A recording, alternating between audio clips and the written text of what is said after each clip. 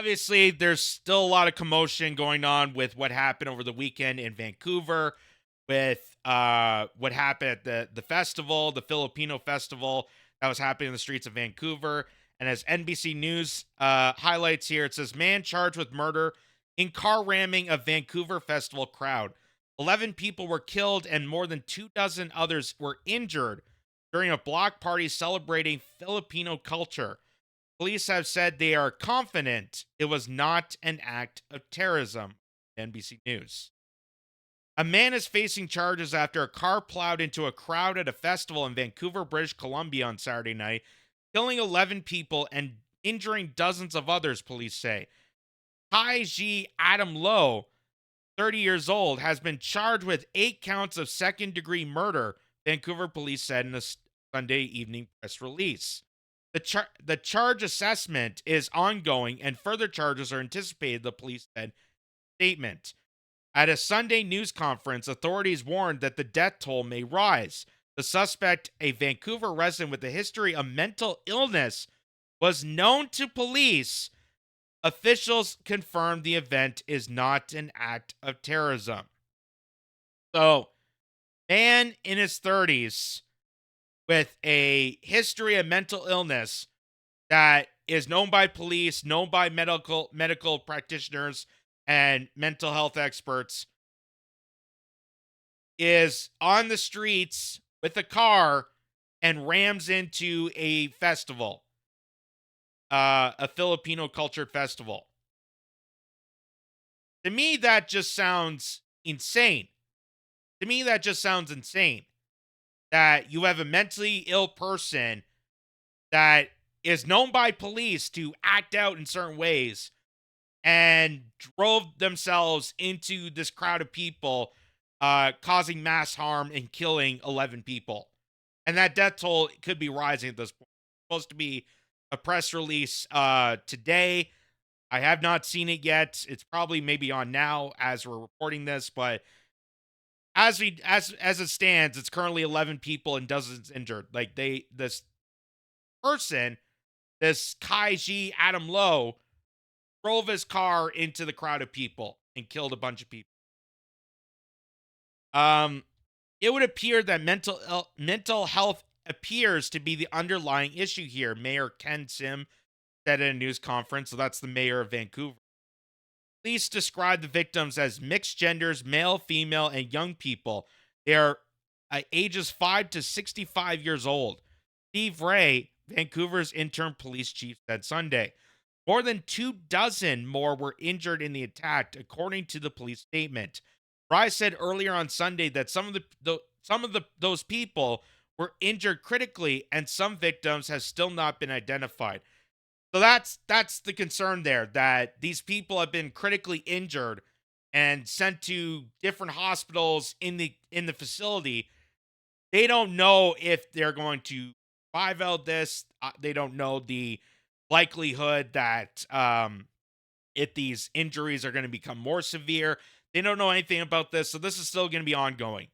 This is still going to be ongoing. The death toll is still counting. But as it stands right now, according to NBC News, it is currently at 11. Like I said, we don't know what's going to happen later on now that these people are in hospital. We hope that they recover. We hope that things turn out for the best, but we don't know for sure. In graphic videos of the incident's aftermath posted on social media, verified by NBC News, first responders and emergency vehicles tend to victims and as onlookers appear distressed, crying in shock. Police said the crowd, which had gathered for the annual Lupa Lupa Day block party, captured the driver and turned him over to police. Rye said police worked with the city to assess risks before Saturday's festival and found no threats to the event or to the Filipino community. As a result, Rye said that they determined that dedicated police officers and heavy vehicle barricades were not necessary at the festival site. He also stated that about the police department and the city will work and review all of the circumstances surrounding the planning of the event. More than 100 Vancouver police officers were in the case. So, what they're stating there is when they mentioned that there was no threats that they are aware of is at this festival, particularly where this festival was held, it was off, it wasn't on like a major street. They had the festival kind of like on a park that was off one of the side streets that doesn't allow for traffic. So they assumed that because this festival was going on in a park that they wouldn't have to worry about oncoming traffic. However, however, because this festival also has food vendors and this festival also has a lot of equipment that they have to bring in through trucks and tractor trailers, they had to use one of the side streets. And obviously with the food vendors, they are parking these vehicles along the streets. So that was the big concern. That was the area afflicted by this maniac who drove into the crowds. And I'm not saying that it was totally the neglect of the police force not enforcing security enough on this festival.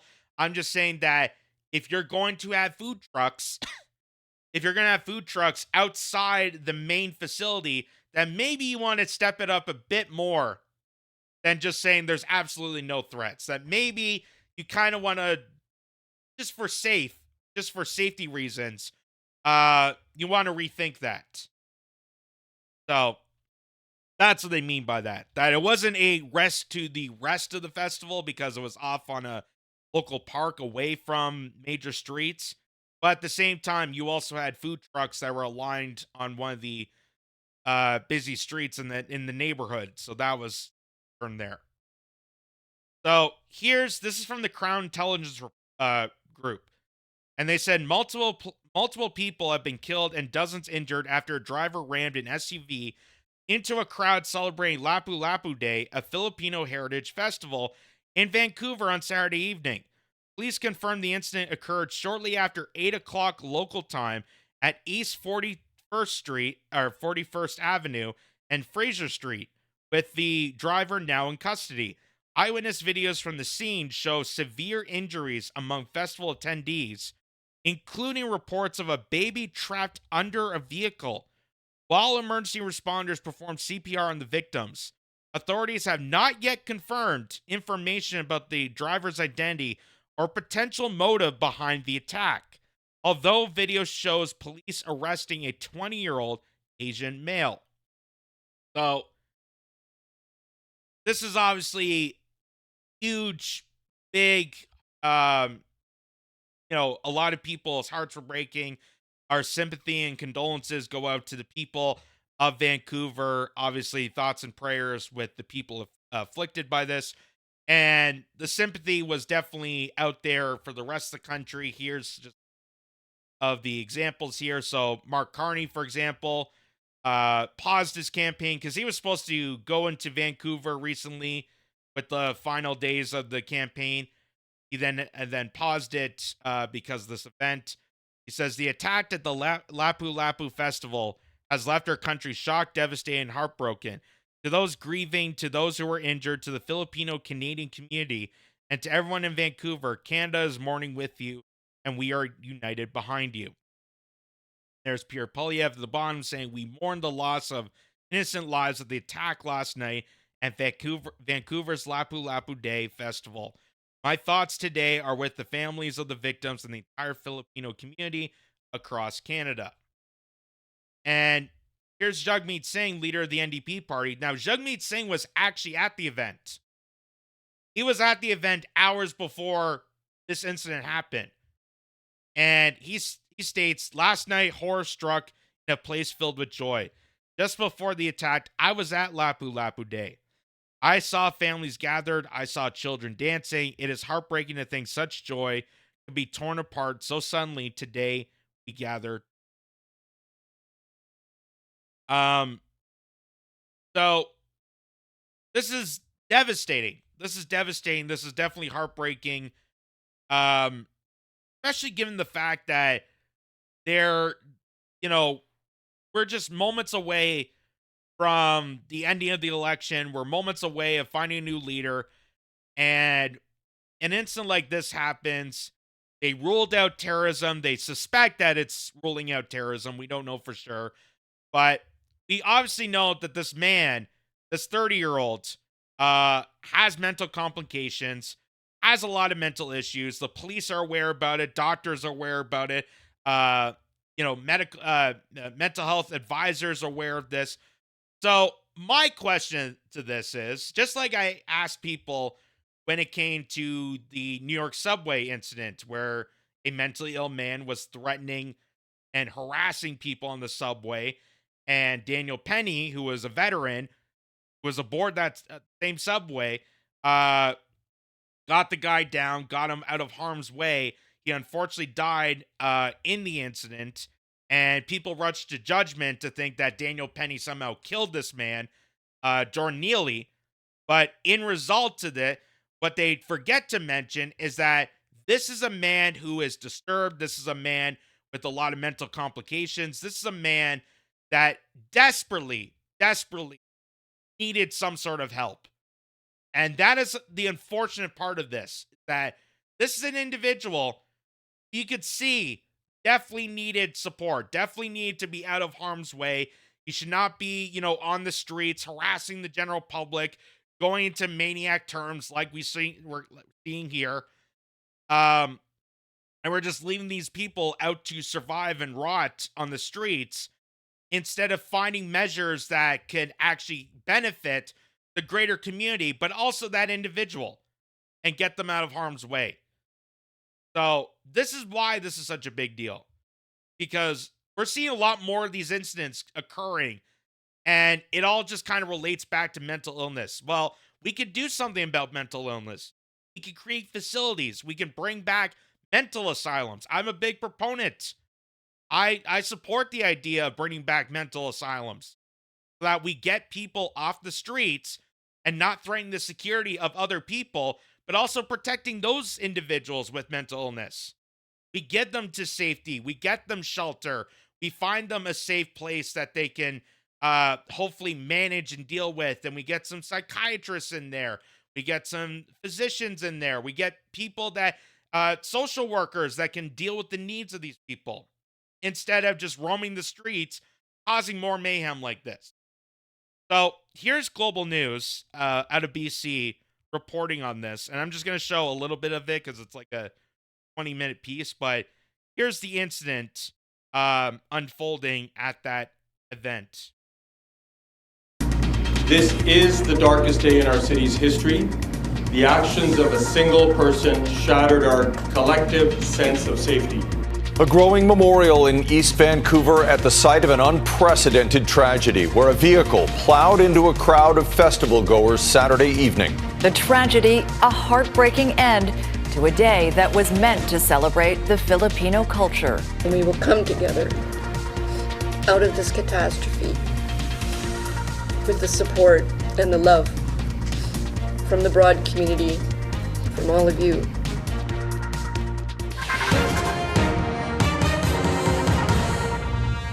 Good evening, and thank you very much for joining us. We begin with the tragedy that has shocked our province, and we want to warn you right off the top, the subject matter will be disturbing to many viewers. At least 11 people have been killed and many more injured by a driver who drove an SUV at high speed into the crowd at a Filipino street festival on Saturday. We have team coverage for you tonight, including what we know about the victims and the suspect, as well as the security concerns being raised. And we'll start with Grace Key, who is live near the scene right now with details about how this all unfolded. Grace? Yeah, we're just here on East 43rd and St. George, where behind me here you can see this is still a very active police scene. It's still behind yellow police tape, the food vendors, trucks, evidence markers still here. As we were canvassing the area earlier, I ran into a woman. She was coming out of a car in crutches. She said she was just too upset to speak to us, but said she was injured in the festival. A few hours later, I ran into a man who was coming out of his vehicle. He said this was nothing in comparison. He said his wife was killed yesterday. We spoke with many witnesses today who described the horrific scene. I heard a loud bang. Bang, bang, bang. Boom, boom, boom. And I It was saw like- the car pass by. I said, what the hell? Taste of Malaysia was just wrapping up after the Lapu Lapu festival when a black Audi SUV came barreling through a large crowd. Yeah, then we see from the window, we see all over the body lying down. People we screaming. look at the window, there's a body. Yeah. Her body was lying on the ground. Yeah. We saw her leg and her arm, she wasn't moving. We know she's already dead. And then they tried to go back at the back door and there's another We saw body. another body lying at down. the back of our truck. And then people injured. And then we saw people at the back of our truck, they were like really injured and one guy was like holding his leg. This is the darkest day in our city's history. Vancouver police say 11 people are dead, ranging in age from 5 to 65 years old. The death toll could rise with dozens more injured. While I'm not prepared to speak about the potential motive, I can now say with confidence that the evidence in this case does not lead us to believe this was an act of terrorism. I can also tell you that the person we have in custody does have a significant history of interactions with police and healthcare professionals related to mental health. The driver came. See, this is why it's so frustrating. And it just shows what an absolute failure this country is, unfortunately. Because of our neglect, because of the fact that we have such a mental health crisis in the country that has not been dealt with, that is not put under the spotlight and to actually access services that could help and benefit people, leads to more of these scenarios and leads to the possibility of more and more violence and more crime spewing into our streets. Like, I'm not defending the actions of this man, but I'm saying that police knew about this guy's mental illness. Police know about this. Medical professionals know about this. Social workers know about this. They know that this man is not well. This man is not capable of functioning in a public crowd. So why are we allowing this individual to roam free, to drive along streets and plow through people, killing a bunch of people? Yes, you may say it's not an act of terrorism, but it's sheer terror for people to know that mentally incapable people that are capable of stuff like this are just roaming free on the streets because our society, our government, our leadership just throw them out to the streets, throw them out to the cold, just let them survive on their own. Instead of dealing with the problems face on. Instead of having facilities available for people to keep these people out of harm's way. So that the public is safe. So that he is safe. That other people with mental incapacitabilities, with mental illnesses, are also safe. Because what we're doing here is an absolute disaster. It's an absolute disaster. And I know some people are going to clap back and go, well, Jay, the reason we're keeping them out in the streets is because we need to integrate them into society. They need to become like their own person with the rest of the crowd. You think this is helping? Do you think this is helping? Mentally ill people are not capable by themselves. Again, just like what we saw with the New York City subway scenario. Just like we saw with that. That was a mentally incapacitated man who was threatening people on the subway. Now you have an individual who's had multiple run-ins with the cops, many run-ins with mental professionals, and he just drove his car into a heavily stacked crowd of people and injured a bunch of them and killed over 11 people. And still the death toll is climbing. Do you think that's going to help integrate people in society? Or is this a desperate cry for help that we need to do something about mental illness? That if we get them to a facility, if we get them to an asylum and seek help, seek professional availability, that maybe we can get them more capable enough to integrate in society. That's how you're supposed to do it. But we haven't done that since, I don't know, the 80s? Even before then. So this is what's so upsetting about this. Obviously, my heart goes out to those people and the families and victims that are impacted by this. But it's more frustrating in the fact that this is what our country has become because of mass neglect. And if we're able to send, $5 million, $5 billion off to Ukraine just in an instant, we're able to spend money on a rubber duck for Canada's 150. If we're able to spend money out of our yahoos for the many trips that Justin Trudeau's been on, I'm sure we could build a mental facility to house people in desperate need, to keep them away from the general public, so that everyone is safe. But they don't want safety. They want people scared. They want people paranoid. They want more of this to happen for their nefarious gains.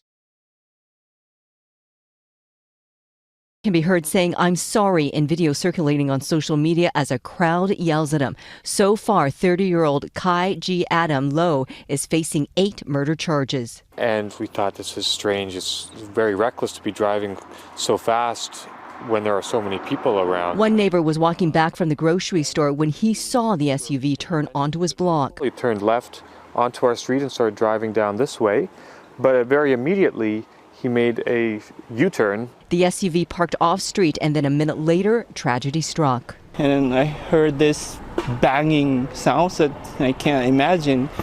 I've seen people flying, 1 or 2, right in front of me, like 7 feet away from me. And then I thought it was just like a pure, car accident, but it was not. He accelerated again, 2 to 3, food trucks.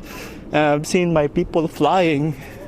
There was one lady being twisted, and then he accelerated again. So, what you're hearing there from the witnesses and people at the scene, this is not a situation where the car just got out of control. It's not like he was trying to push the brake and accidentally pushed the gas and just... You heard the guy say that he was doing a U-turn. The man was driving along, did a U-turn, and deliberately came towards that crowd. Deliberately came towards that festival. Because this is a man who is mentally ill. I want to reiterate that. This man is mentally ill. And because our country is so neglectful on not only just regular citizens, but also people in need of a facility, so they're away from the general public, so they don't danger people and don't danger themselves, our country decides to turn their back away from them, and more of this happens. More of this insanity, more of the chaos, more of the crime, more of the fatalities that happen so frequently. And the fact that the police knew about this, on numerous counts. They know how screwed up this guy is. Mental illness professionals, social workers, people that know this guy is mentally screwed up. So why are you just allowing him to just roam around in an SUV to deliberately do a U-turn and go after a crowd of people trying to enjoy a Filipino festival and deliberately kill people? Why would you allow that to happen? At this point, you might as well just call it terrorism. Because he put the sheer of terror further onto the general public. And you're just going to let it go because, oh, he's mentally ill. We can't rule terrorism, but, he's just mentally ill. That's just how it is.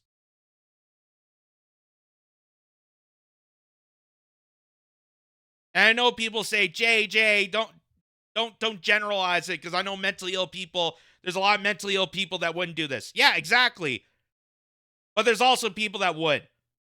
And that's why people like him, this king, whatever his name is, I don't even care. This 30-year-old Asian man who has mental illness should not be driving on the streets, especially around children and a big crowd of people. That's the point. That's the point of this. That's what makes this so sickening. And that's what I see constantly more and more as this is developing. That this is just a visualization of our country neglecting its society, neglecting the needs of citizens for their safety, for their security, for their well-being, and just allowing for this chaos to continue on. Just like how they neglect to even mention about the fentanyl crisis. That's why this is very disturbing. So here, this guy, Play-Doh or Play-Doh, says the supposed driver of the Vancouver Lupa Lupa Festival attacked clearly not all there, and this just seems off. So here's a bit of the video here. I warn you, this is a bit graphic, and your discretion advised. You've already heard it from the Global News guys, but here's what happened when the police actually caught this guy, and the people in the crowd were obviously angry and frustrated and wanted spoke out to this guy. And just watch the reaction of this man. Because again, this is a guy with mental illness. This is a guy who is not capable of large crowds. Who deliberately took a car, did a U-turn, and deliberately drove into a festival. And watch his reaction. That's him!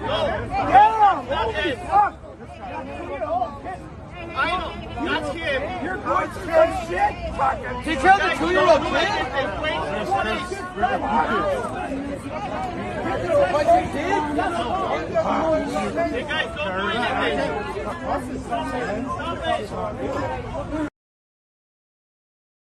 So you can see he was putting his head down, he was scratching, he was trying to avoid contact with people. Again, because the police know that this man is mentally ill. They know about this. That's why they were protecting him. That's why they had the circle around him to protect him from the crowd, who was understandably upset, understandably angry that this man did what he did. What I'm saying is I'm more frustrated at the system. I'm more frustrated at the neglect that our society, our governance, our country, our leaders have on this. That this is a more serious issue than people realize. That it's not just a tragic incident. That this is becoming more and more frequently. We're seeing a lot more frequently. And we keep reminding people that something should be done about mental illness. And it seems like the only options we have in this country, sadly, is letting them roam on the streets, which is going to harm them and others, or they sign up for maids and die. That's the only options apparently we have in this country.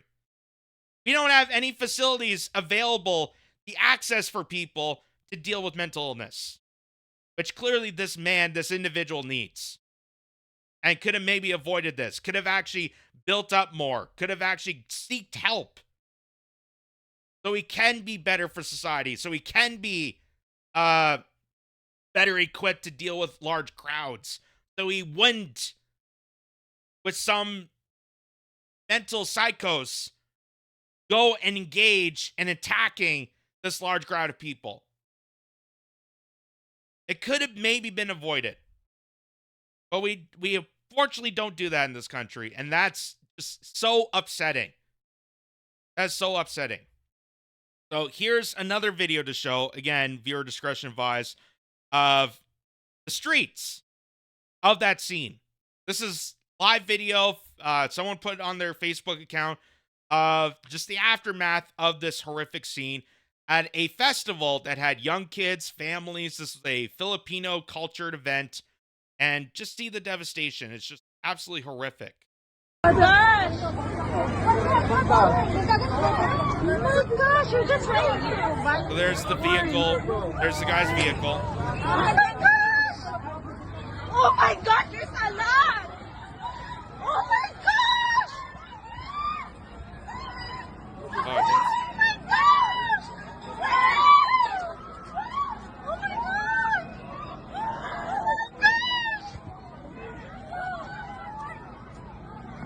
Oh my gosh! Oh my gosh!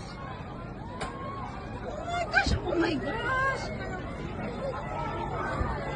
Oh my gosh! Oh my gosh!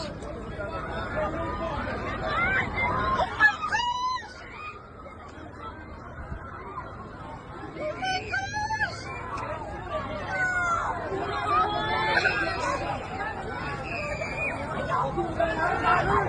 Sir, can you hear me?